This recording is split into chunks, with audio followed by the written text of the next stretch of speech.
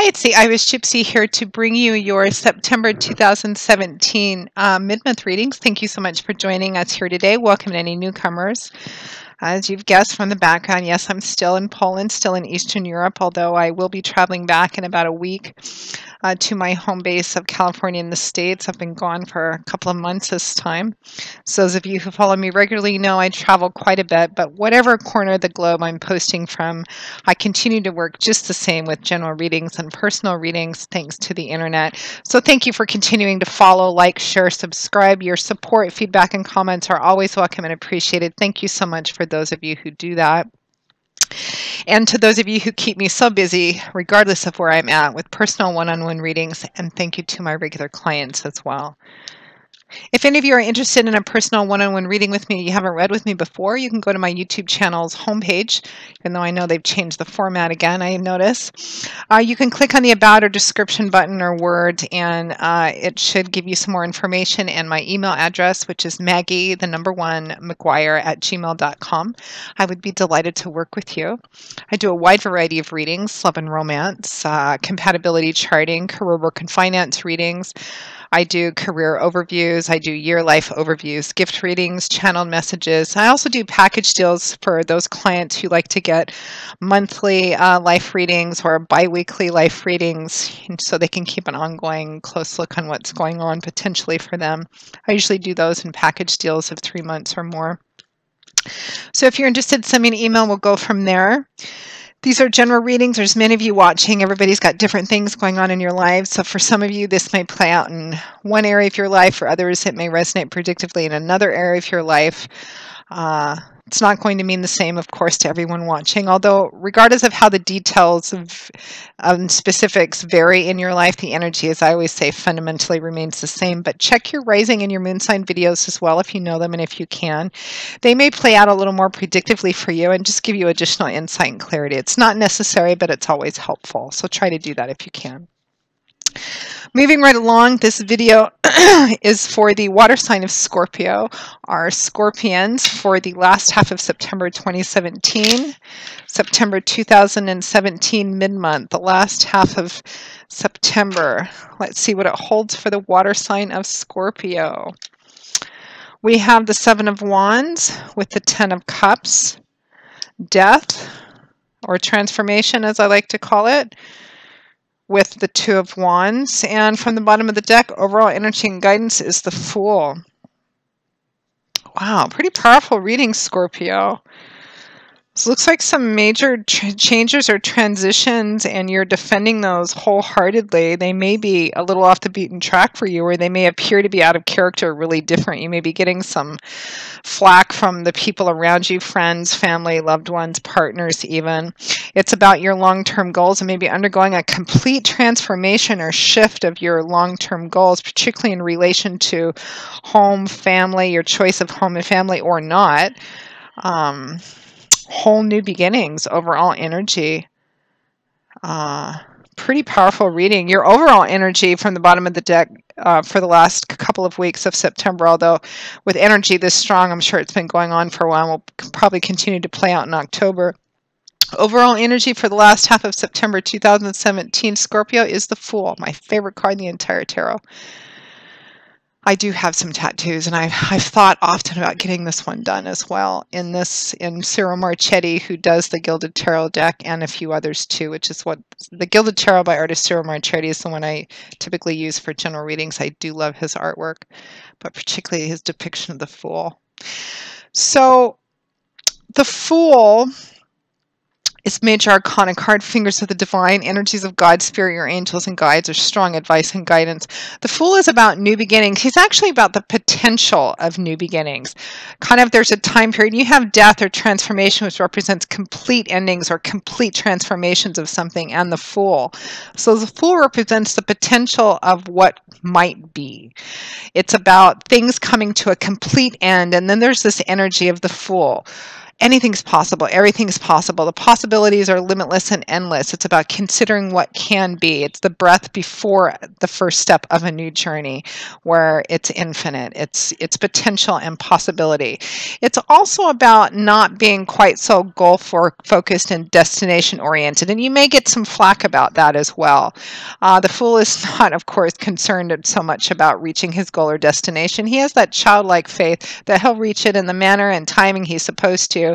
He's about the journey. He's about the lessons, the value, the beauty, and sometimes the ugliness of the journey in itself, because it's all about lessons learned, which is how we, and choices that we make, which is how we grow and evolve, which is why we're here. He's all about enjoying each step of the journey too, the carpe diemness of it when possible, stop and smell the roses. He's also about taking a risk, leaving the beaten path, because that's when sometimes extraordinary results out of the ordinary results can happen if you take out of the ordinary decisions. Maybe go off the beaten path, do something you've never done before but always thought about, take a risk, do something which other people around you, which may be happening to you the last few weeks of September and more, the people around you may be going, well, what are you doing? Are you nuts? What are you doing? Changing your long-term goals and home and marriage or family or whatever, changing it all. What are you doing? But that's what the fool does. That's what he's about. And that's what he's here to remind us of. Always a little cautionary advice with the fool. We want to make sure there's water in the pool before we jump. He's never concerned about whether he's packed enough socks and underwear for the journey. It's always good to kind of keep those things in mind. It's good to have destinations and goals, something to work towards. So it's a bit about balance here. Overall energy for the last half of September. Great energy, great card. We have the Seven of Wands, fire energy, that's the element which governs that suit, and then the Ten of Cups, water energy, which is the element which governs that suit of cups. Wands energy is fiery. It's change, movement, action, power. It's creative, manifesting, building energy. The Seven of Wands is primarily a defensive card. It's a card of standing up for yourself or someone else, defending something you feel strongly in because of how much you've invested of yourself into it. For example, on this card, this man is standing in front of the door to his home, this castle, his keep. He feels it's being threatened or challenged somehow, and he's defending it. He's standing in front of it stalwartly, and he's defending it. He's not being aggressive, but he's being defensive because this is his home. He's built it. He's put a lot of work into it. It's something he believes in. Could also represent a set of ideals or a belief system. Now, it's paired with this Ten of Cups, which is water energy, and the energy of this suit usually manifests in the emotional feelings. That watery, mercurial emotional feelings part of our lives also deals with relationships. Tends to represent the end of cycle, and you have two cards, and really three if you think about it, that have to do with endings. Tends to represent the end of cycle, culmination of fulfillment energy. You also have death, which represents a complete ending or complete transformation, and the Fool, which represents the potential and possibility after an ending. So the Ten of Cups represent coming to that place where something is fulfilled or completing, and it represents the start of something new as well. But this is the Ten of Cups, and it's also called the Happy Home card or the Happily Ever After card. It represents kind of being at a place where you feel things have finally come together. It can represent marriage, home, family, the birth of a child. It can represent buying your first home, selling your home, retirement, a child leaving the nest. It has that connection to home and family, but in a sense that something has completed or a certain cycle has come to an end, which means that another one is getting ready to begin. It's happy fulfillment energy. So paired with the Seven of Wands, you're defending something around this completion, fulfillment energy, something coming to an end, prepping for something new to begin. It's kind of that in-between place. Death and the Fool just underscore that. And you're defending it.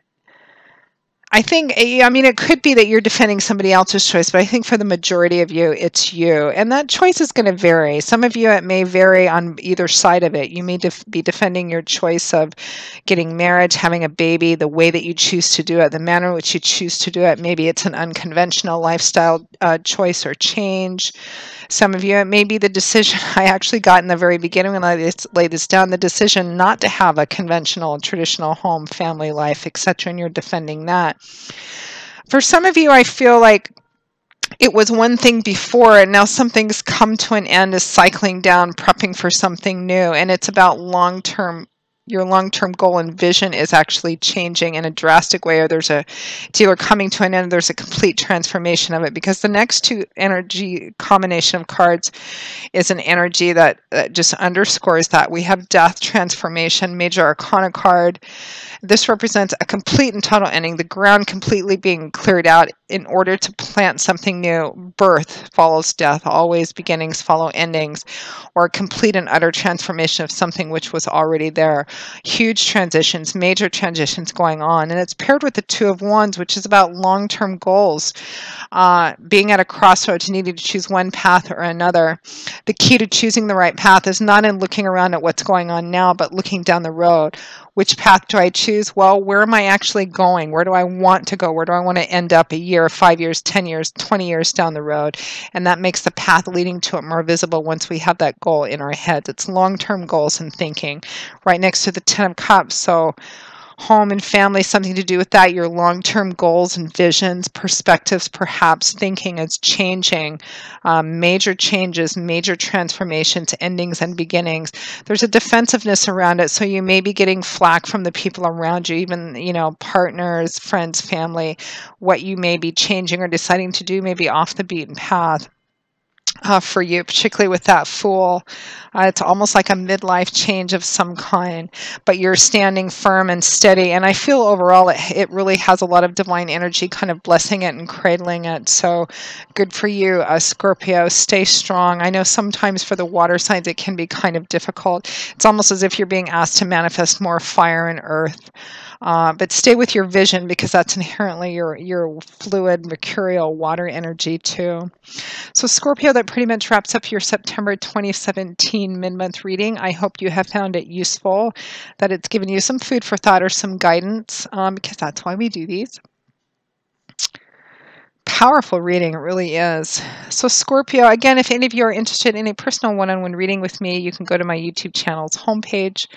I know they've changed the layout again, but you should still be able to click on the About or Description button or word and get some more information, and my email address, which is maggie, the number 1, mcguire @gmail.com. I would be most happy to work with you. I will see you all again in a couple of weeks for the October general monthly readings, and you will see me back in my more or less home base of California then. So, as always, Scorpio, I wish you joy, peace, blessings, and a happy life. And I hope to see you back here again soon. Take care. Bye-bye.